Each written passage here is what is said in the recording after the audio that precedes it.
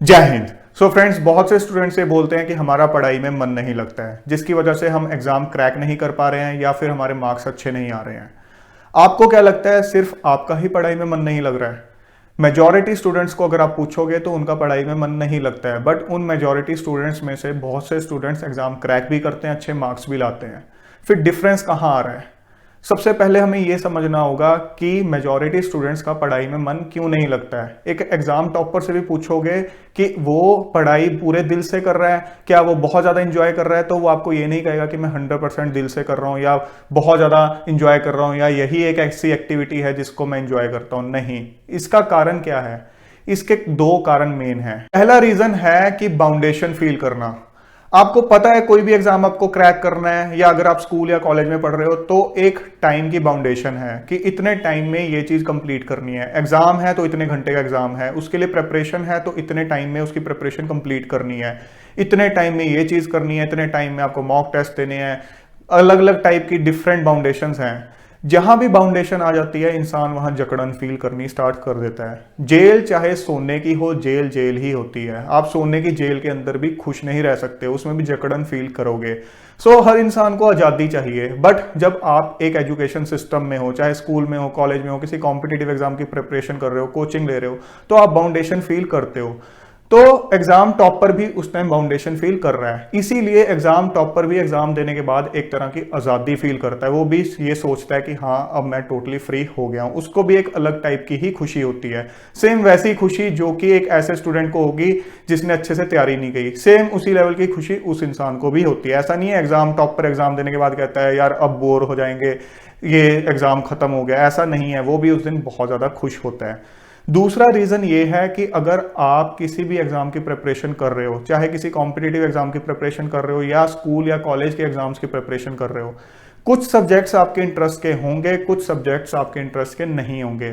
सो जो तो सब्जेक्ट्स आपके इंटरेस्ट के हैं उनको तो पढ़ते हुए आप बहुत इंजॉय करोगे। एक एग्जाम टॉपर भी सारे सब्जेक्ट्स दिल से नहीं पढ़ता है, उसके लिए भी कुछ सब्जेक्ट्स ऐसे होंगे जो कि वो बहुत दिल से पढ़ेगा, इंजॉय करेगा, बट कुछ सब्जेक्ट्स ऐसे होंगे जो कि उसको मजबूरी में पढ़ने होंगे। सो वो सब्जेक्ट्स भी उसके लिए एक बोझ की तरह ही है।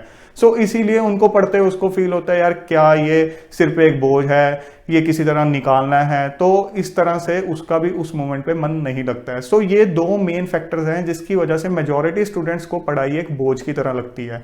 बट डिफरेंस कहाँ आता है जिसकी वजह से एक बच्चा जो कि इस टाइप की फीलिंग ले रहा है वो एक एग्जाम टॉपर बन जाता है और दूसरा टाइप का बच्चा एक फेलियर को फेस करता है, वो एग्जाम नहीं क्रैक कर पाता है। आपको जब आपका मन भटकाता है, आप पढ़ रहे हो, आपका मन आपको भटका रहा है कि मस्ती मारो, छोड़ो इन बोरिंग किताबों को, तो आप उसकी सुनते हो और अपनी बोरिंग किताबें बंद करके निकल जाते हो मस्ती मारने। बट एक एग्जाम टॉपर का जब मन उसको ये चीज बोलता है कि तेरे साथ के जो बच्चे हैं वो मस्ती मार रहे हैं, तू भी मस्ती मार, क्या रखा है इन बोरिंग किताबों में, तो वो उस टाइम उसकी नहीं सुनता, अपनी आत्मा की सुनता है। अंदर से जो आवाज आती है उसको सुनता है और अपने एम को, अपने गोल को दोबारा एक बार अपने दिमाग में लाता है। और जैसे ही उसको लाता है तो अपने मन को ताड़ के बिठा देता है एक साइड और वापस अपने एम पे फोकस करते हुए, अपनी पढ़ाई पे फोकस करते हुए आगे बढ़ता है। यहां आता है रियल डिफरेंस। फिर आप बोलते हो कि मैं एग्जाम क्रैक नहीं कर पा रहा हूं। इस चीज को जब तक नहीं समझोगे तब तक एग्जाम क्रैक नहीं कर पाओगे। हाँ, वो बात अलग है कि अगर आपका इंटरेस्ट या पैशन का फील्ड स्टडी से रिलेटेड है ही नहीं है, वो स्पोर्ट्स से रिलेटेड है या किसी आर्ट वर्क से रिलेटेड है, तो वो एक सेपरेट केस है।